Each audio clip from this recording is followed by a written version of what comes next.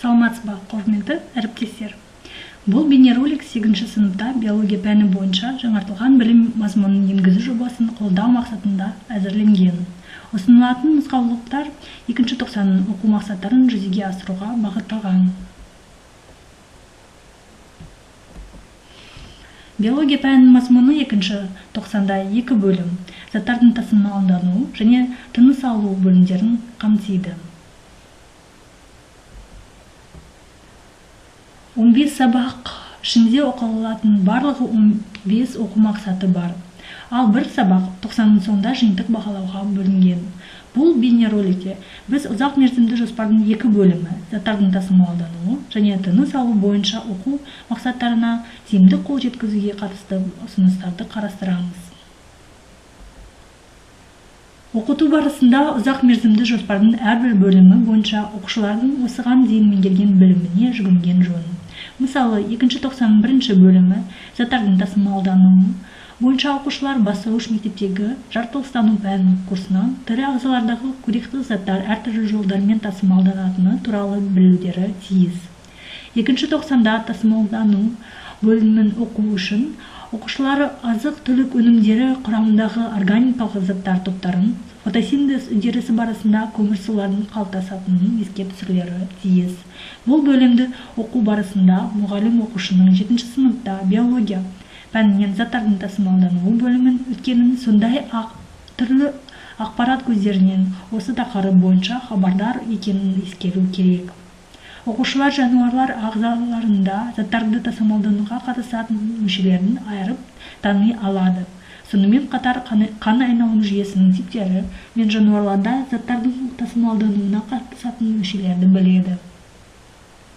8-ші сыныпта сабақтарда химия пәнімен көмірқышқыл газдар молекулалары мен органикалық заттардың тасымалдануы тақырыбы шеңберінде пәнаралық байланыс бар екенін де атап өткен жөн. Физика пәнімен байланыс диффузия және тасымалдану ұғымдарын қарастырған кезде пайда болады. Гуморальдық және жасушалық иммунитет тақырыбы шеңберінде 8.1.3.3 лейкоциттердің түрлі типтерінің қызметін сипаттау және 8.1.3.4 гуморальдық және жасушалық иммунитетті салыстыру оқу мақсаттарына жетуді қарастырайық. Бұл мақсатқа қол жеткізу үшін 1 сағат уақыт бөлген дұрыс. Сағаттарды бөлу сыныптағы балалардың қабілетіне қарай шартты болып табылатынын есте сақтау керек. Сабақ тақырыбыны оқуға кірісуден бұрын оқушылардың назарын оқу мақсаттары мен бағалау критерийлеріне аударған жөн. Оларды проектордың слайдына көрсетуге тақтаға жазуға немесе басып шығарып тақтаға қадап қоюға болады. Бұл оқушылардың білімі мен сабақтан күтілетін нәтижелерін жүйелеуге себептеседі. Сонымен қатар қорытынды жасау, оқу мақсаты бойынша оқу үлгілерін талқылау үшін сабақтың соңында оқу мақсаттары мен бағалау критерийлеріне қайта оралған жөн. Оқушылардың қан айналымы, құрылымы мен оның иммундық қызметтері туралы бастапқы білімі болғандықтан, сабақты лейкоциттер типтерінің функционалдық ерекшеліктеріне және олардың гуморальдық және жасушалық иммунитетті қамтамасыз етуге қатысуына оқушылардың назарын аударатындай жоспарланған жөн. 8-ші сыныпта биология пәнін оқыту ана тілінде жүзеге асырылады. Оқытудың осы кезеңінде пән мазмұнын меңгеріп, ойлау және пән ұғымдармен жұмыс істеу қабілетін жақсарту үшін академиялық тілді бірінші тілде қалыптастырып, дамытуға назар аударған жөн. Ол үшін оқу мақсаттары негізінде оқудың тілдік мақсаттарын белгілеу керек. Тілдік мақсаттар неғұрлым нақты белгіленсе, оқушылар олардың күтілетін нәтижелерді соғұрлым анық түсінетін болады.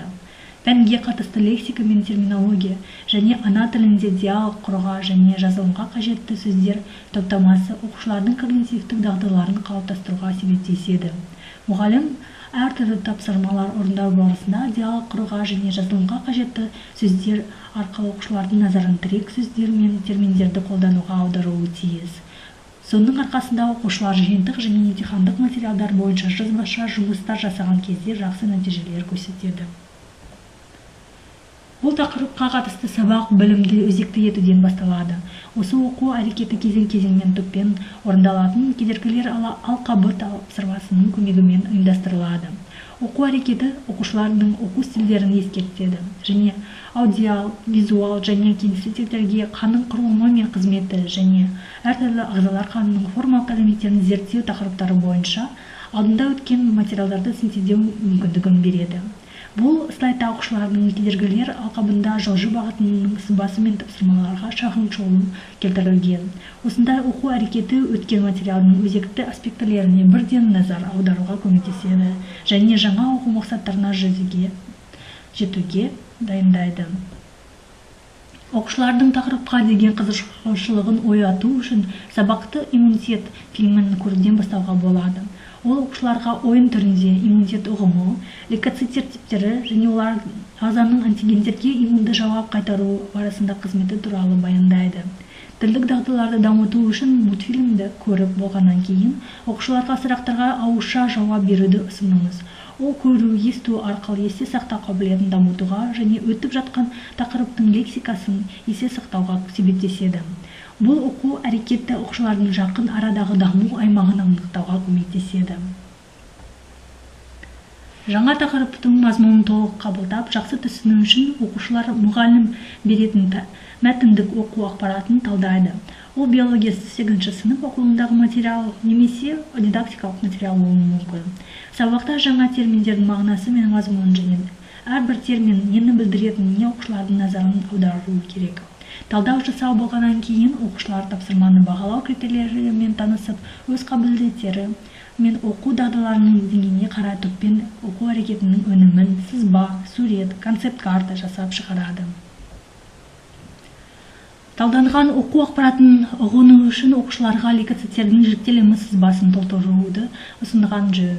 Кейбір оқушыларға терминдер тізімі мен лейкоциттердің әртүрлі типтерінің функцияларын ұсыну арқылы қолдау көрсетуге болады. Мұғалім оқушыларға сызбаны толтыру барысында өз шешімі бойынша ақпарат беріледі. Мұғалім көрсеткен әрбір оқу әрекеті немесе берген ақпарат оқушыларға орындайтын әртүрлі тапсырмалармен бекітілуі керек екенін ескеру керек.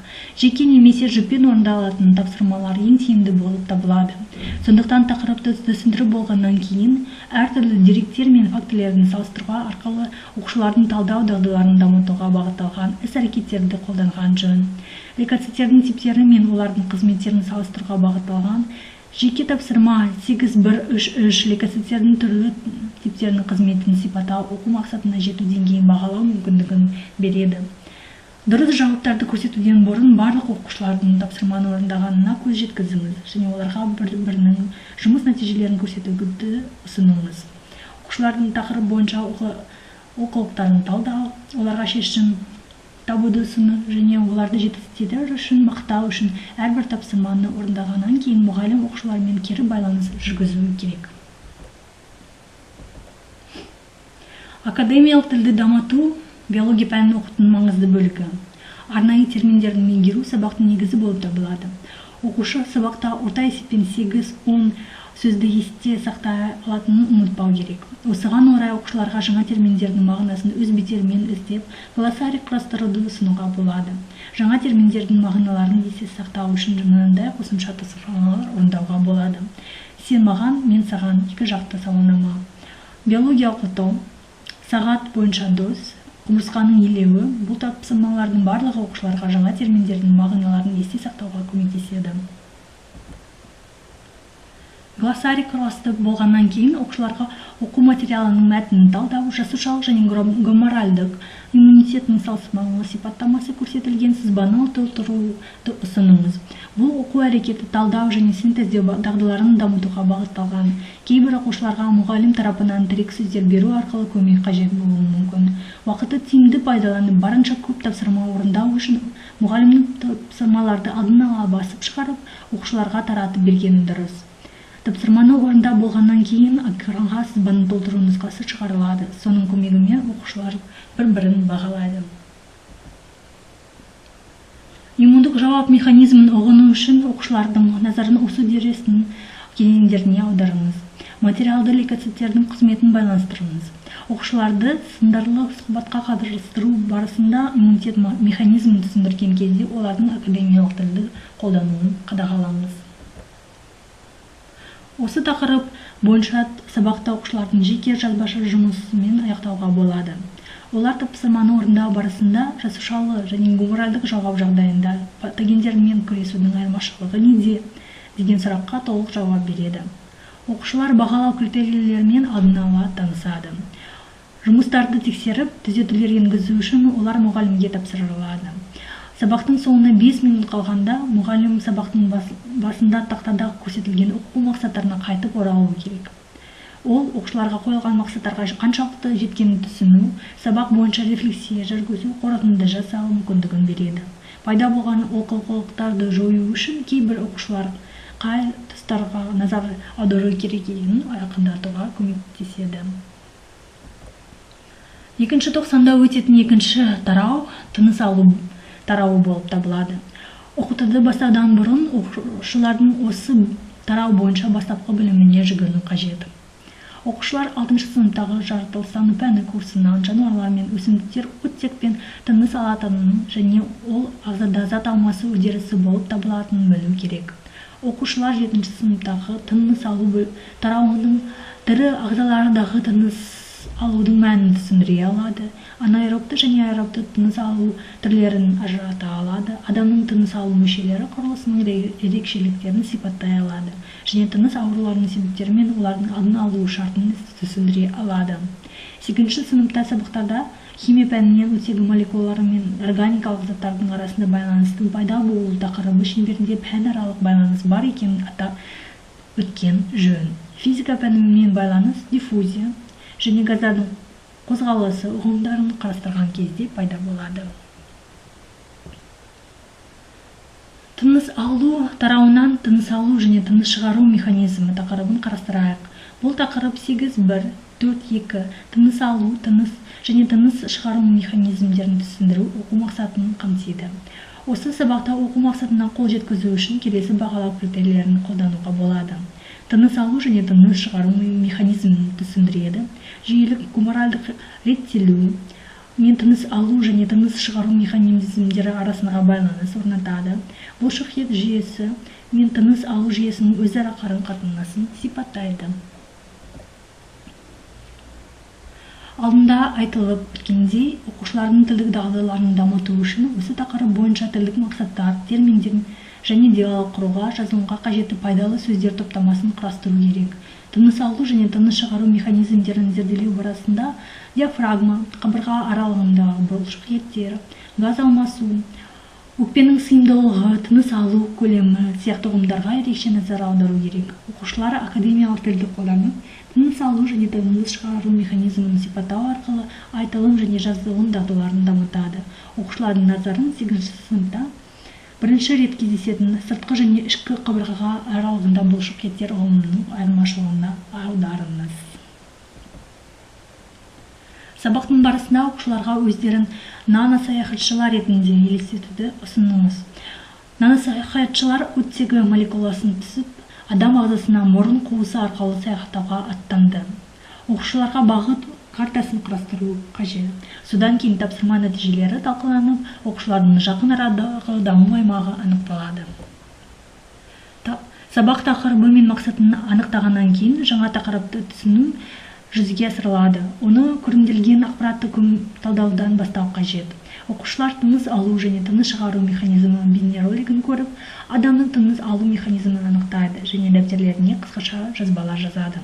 Акпаратты талдагандан кийин олар окуу материалын синтездеүүгө киришет. Ол окуучулардын талдообу боюнча окуу аракетинин өнүмү, сызба, кесте, сурет, концепт карта немесе башка өнүмдү жасап чыгарууга багытталган. Бул окуу аракети окуутун саралган тасилдемеси болуп табылады. Ол ар бир окуучуга өз натыйжесин ұсынуу нысанын өз каалоо боюнча тандоо мүмкүндүгүн берет. Иллюстрациялардын немесе плакаттардын көмөгү менен окуучулардын назарын тыныс алуу және тыныс чыгаруу сызбасына аударыңыз. Оқушылардың диафрагма мен қабырға аралығындағы бұлшық еттер жұмысындағы өзгерістер туралы түсінігін қалыптастырған маңызды. Тақырыптың осы тұсы қиындау болып табылады, өйткені бұлшық еттердің жиылуы мен босаңсуы адамның тыныс алуы мен тыныс шығаруына байланысты. Оқушылардың назарын ішке тартылатын және шығарылатын дем қозғалысы мен диафрагманың және қабырға аралығындағы бұлшық еттердің жиылуы арасында өзара байланысқа аударыңыз. Жаңа тақырыпты түсіну үшін оқушыларға жоғары және төмен деңгейдегі сұрақтар құрастырылған сағат бойынша туыс жеке жұмысын жасауға ұсынылады. Содан кейін олар адаптерлі сағат циферблатының суретін салып, әрбір сағаттың жанына сыныптастарының есімдерін жазады.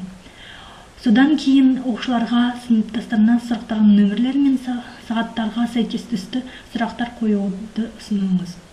Тапсырма ауқымды әрі мазмұнды болғандықтан, оқушыларға оны талдауға шамамен 10 минут уақыт беру керек. Оқушылармен аса қызықты сұрақтарды және біраз қиыншылықтар тудырған сұрақтарды талқылаңыз. Тыныс алу және тыныс шығару механизмін модельдеу сабақтың келесі кезеңі болып табылады. Бұл оқу әрекеті тыныс алу және тыныс шығару үдерісінде диафрагманың қызметін көрнекі түрде көрсетеді. Модельді жасағаннан кейін оқушылардың келесі сұрақтарға жауап беруін ұсыныңыз. Бірінші, түтікшенің диаметрі қалай өзгереді, ауаның бөтелкенің ішінде және сыртында қозғалған қаншалықты оңай. Осы зерттеуді пайдаланып демікпен тыныс алуға қалай әсер ететінін түсіндіріңіз. Екінші, бұл модельді қалай жақсартуға болады. Модельдеу нәтижелері кесте түрінде ұсынылады.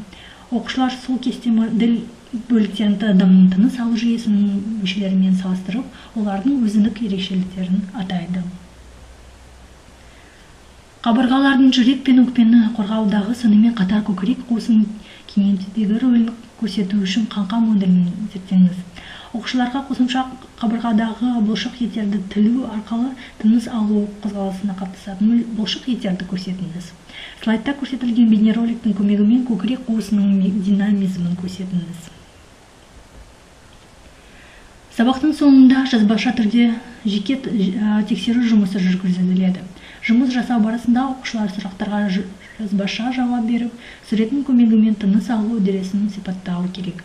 Оқушылардың оқу мақсатына жету деңгейін анықтау, түзету, жасау және қолдау көрсету үшін жұмыс мұғаліммен бағытталынады.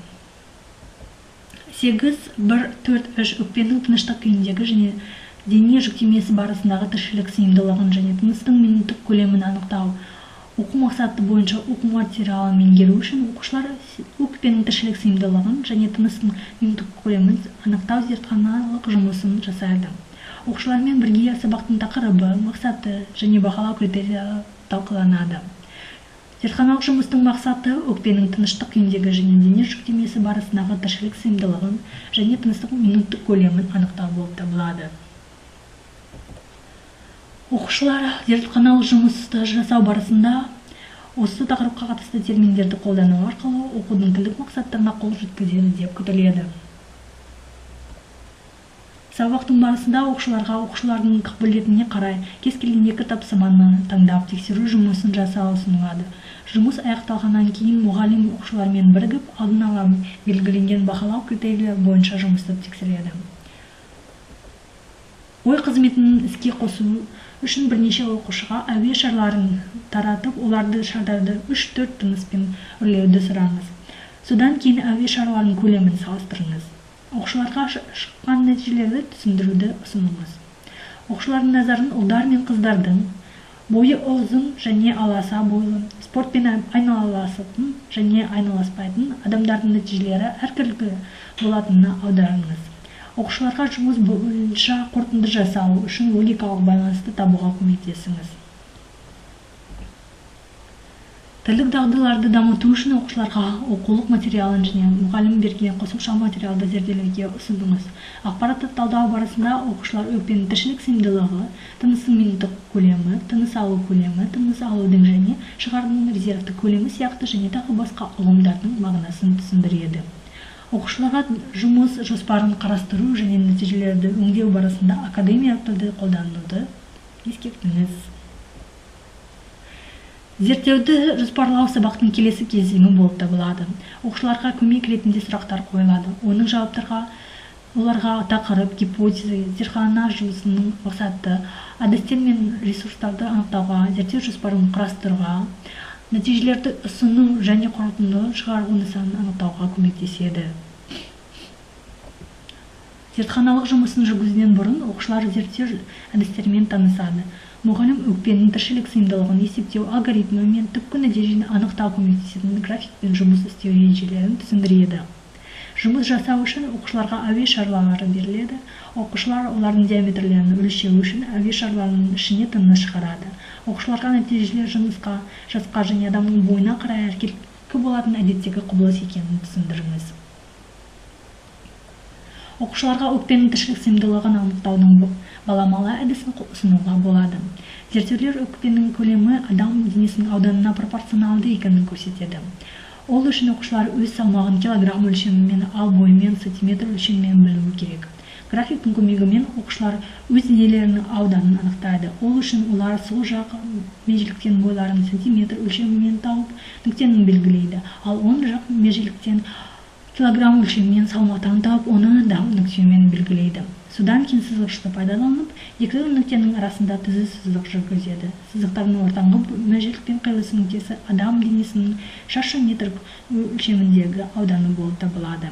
Өкпенің тіршілік сыйымдылығын есептеу үшін дененің ауданын әйелдер үшін 2000 мл шаршы метрге дейін, ал адам үшін 2,5 сантиметр куб әр метр шаршы метрге болып табылатын тіршілік сыйымдылығының коэффициентіне көбейту керек. Сыналатын адамның 1 минут ішіндегі тыныс алу көлемін есепте шығару үшін 1 минут ішіндегі тыныс циклдарының санын, тыныс алу және тыныс шығару санап, циклдар санын 500 мл көлеміне көбейту керек. Оқушыларға тыныстың минуттық көлемін тыныштық күйінде және дене жүктемесінен кейін өлшеу ұсынылады. Зерттеу аяқталғаннан кейін нәтижелер график немесе кесте түрінде ұсынылады. Оқушылар қорытынды шығарылып, эксперимент нәтижелерін қалай жақсарту болатыны туралы ойлану керек. Назарларыңызға рахмет. Төмендегі бос орынға сұрақтарыңыз бен пікірлеріңізді қалдыруыңызды өтінеміз.